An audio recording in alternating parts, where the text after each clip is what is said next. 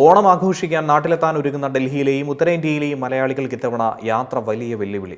Train ടിക്കറ്റുകളുടെ കടുത്ത ക്ഷാമവും വിമാന നിരക്കിലെ വൻ വർധനയും കാരണം ആയിരക്കണക്കിന് കുടുംബങ്ങളാണ് പ്രതിസന്ധിയിലായത്.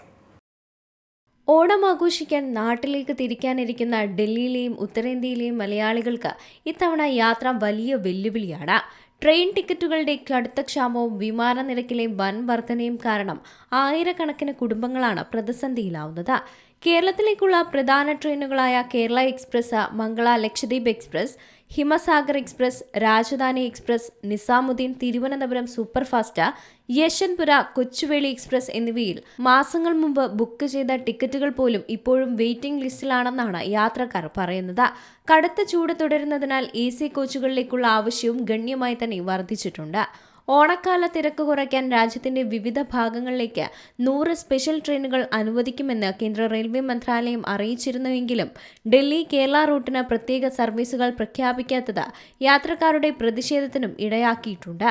ട്രെയിനിൽ സീറ്റ് ലഭിക്കാത്തതിനാൽ വിമാനയാത്ര തിരഞ്ഞെടുക്കുന്നവർക്കും ആശ്വാസമില്ല. ഡൽഹിയിൽ നിന്ന് കൊച്ചി, കോഴിക്കോട്, തിരുവനന്തപുരം, കണ്ണൂർ എന്നിവിടങ്ങളിലേക്കുള്ള വിമാന ടിക്കറ്റ് നിരക്ക് 15,000 രൂപയ്ക്ക് മുകളിലും എത്തിയിട്ടുണ്ട്. മടക്ക യാത്രയ്ക്കും സമാന നിരക്ക് തന്നെയാണ് ഈടാക്കുന്നത്.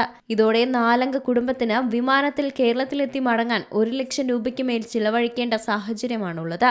കുറഞ്ഞ ചെലവിൽ യാത്ര ചെയ്യാൻ ട്രെയിനിനെ ആശ്രയിച്ചിരുന്ന വിദ്യാർത്ഥികൾ, തൊഴിലാളികൾ, കുടുംബങ്ങൾ എന്നിവരാണ് ഏറ്റവും കൂടുതൽ പ്രതിസന്ധി നേരിടേണ്ടി വരുന്നതും.